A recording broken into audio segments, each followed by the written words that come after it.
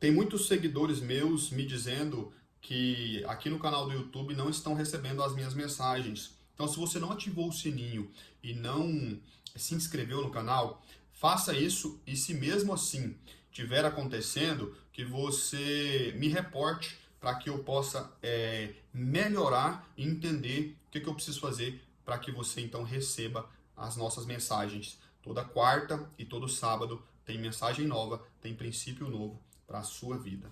Hoje eu quero trazer para você um princípio que José cumpriu de forma espetacular e que eu só vi novamente Jesus no Novo Testamento cumprir com muita maestria.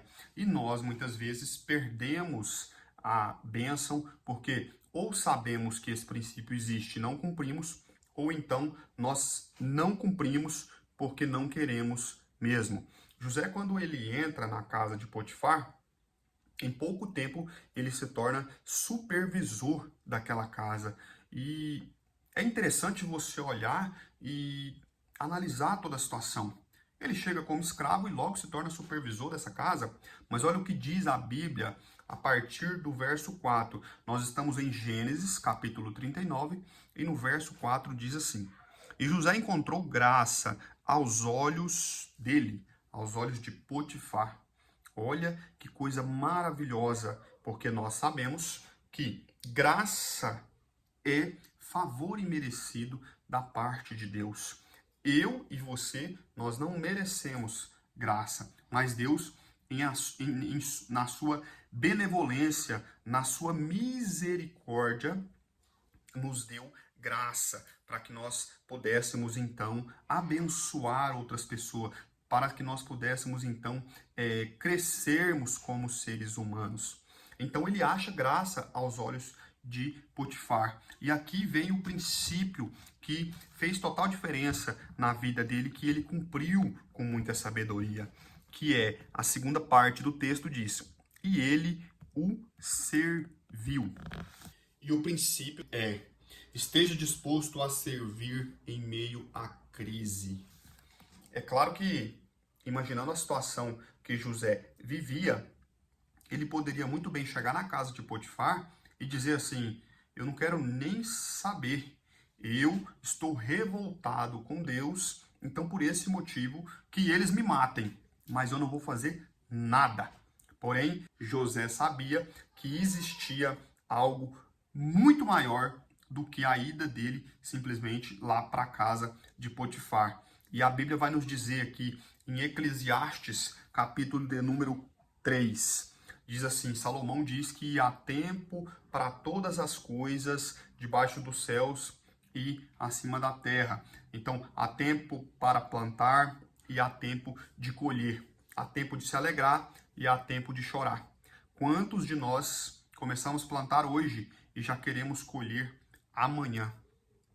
José, ele estava servindo ali aquele homem, aquela família dele, porque naquele momento era algo que o acesso que ele tinha àquela família era algo que ele poderia utilizar de forma gratuita ali, servindo a Potifar. E quantos de nós queremos mudar a nossa história financeira, porém nós começamos a plantar hoje e já queremos na próxima semana sermos multimilionários? Nós vivemos uma geração onde o acesso à internet e às redes sociais tem colocado nas nossas mentes algo que nos acelere de forma com que nós não conseguimos acompanhar. Porque se você voltar à criação, Deus ele foi organizado desde o início do mundo, desde a criação ele foi organizado. Ele utilizou um dia para cada coisa. E eu e você queremos, na nossa limitação humana, achar que a nossa vida é como se fosse a velocidade do WhatsApp, aonde eu e você aperta um botãozinho e ele vai para a velocidade 1,5 e depois vai para a velocidade 2. Então, que nós possamos refletir o que nós estamos fazendo e o que nós estamos trazendo para as nossas vidas. Será que nós estamos plantando, entendendo que existe o tempo certo de colher, ou nós estamos plantando ansiedade, transtornos, sobrecargas emocionais, insônia. O que você tem plantado hoje? E se você puder fazer uma análise, uma autoanálise, será que o seu plantio vai te gerar boas colheitas? Ou será que, assim como José, mesmo diante daquela situação adversa que ele estava vivendo, ele entendeu que servir era o melhor caminho? O que você tem feito com a sua vida hoje? Tem gente que quer ser uma pessoa referência em certa área, porém nunca estudou, nunca leu um livro, nunca fez um curso, nunca se conectou com as pessoas que já são daquela área, que já executam aquele trabalho. Por exemplo, eu trabalho com academia e se eu quis tornar-me um profissional aonde tem a agenda lotada, óbvio que eu tive que primeiro ir para a faculdade, estudar, depois estar no ambiente certo, que é a região onde as pessoas procuram o serviço no qual e valorizam, claro, o serviço no qual eu presto.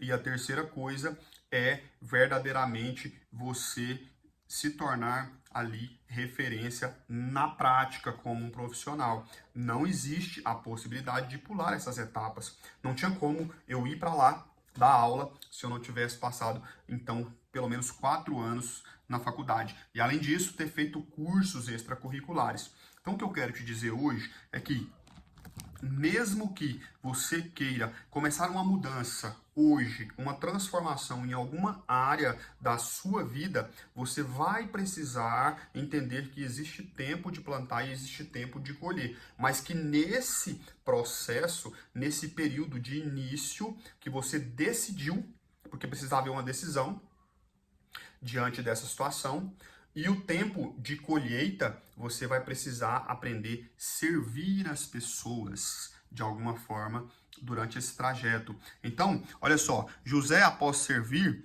a palavra de Deus diz que e ele o fez supervisor da sua casa, o Potifar, e tudo o que ele possuía colocou na mão de José. E aconteceu que desde o tempo em que Potifar o fizera supervisor, ou seja, colocou José como supervisor da casa dele, e sobre tudo que possuía, o Senhor Deus abençoou a casa do egípcio por causa de José. E a bênção do Senhor estava sobre tudo o que ele possuía na casa e no campo. Sabe por quê? Porque muitas vezes não é o ambiente que te molda, é você que molda o ambiente. Aqui é a grande sacada da vida.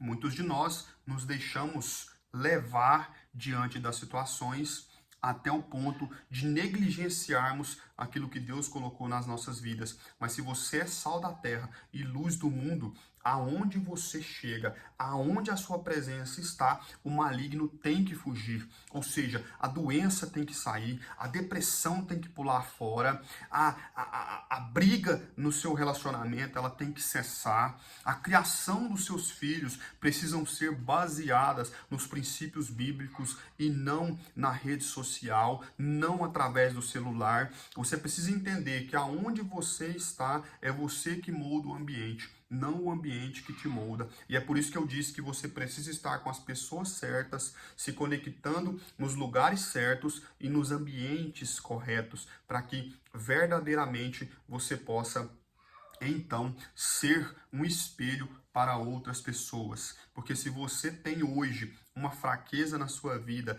em alguma área da sua vida, acredite, Deus está usando isso para que você abençoe outras vidas lá na frente. Assim como foi na vida de José. Ele chegou lá como escravo, mas é claro, no fim de toda essa história, ele sai de lá como governador.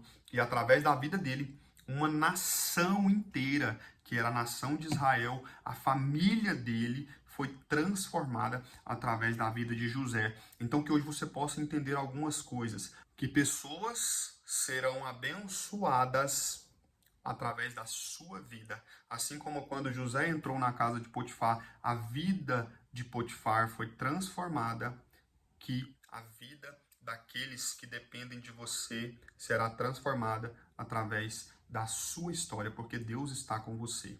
Vamos orar? Deus, em nome do Senhor, meu Pai, que cada um que está nesse momento, nessa mensagem, possa entender, meu Deus, que a bênção do Senhor está com eles. E não, meu Pai, que eles são pessoas que não merecem o favor do Senhor, que não merecem a graça do Senhor, Pai. Porque nós de nós mesmos, nós não somos merecedores de nada. Mas se nós merecemos a graça do Senhor, Pai, é porque é um favor imerecido, é algo sobrenatural, Pai. E que nós possamos entender, meu Deus, que se nós cumprirmos tudo aquilo que o Senhor, Pai, determina para que nós venhamos estar cumprindo, ó Pai, que é nos santificarmos, obedecer os seus mandamentos, sermos pessoas retas e justas e buscar a presença do Senhor, meu Pai, obedecendo a tua palavra, meu Deus.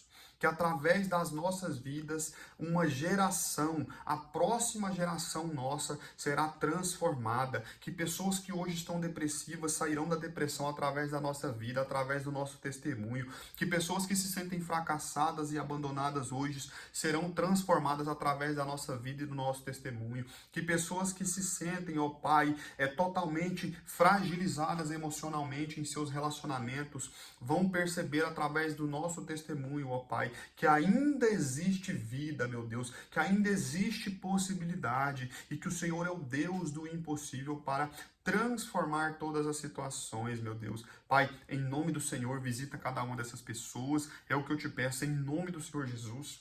Amém e amém.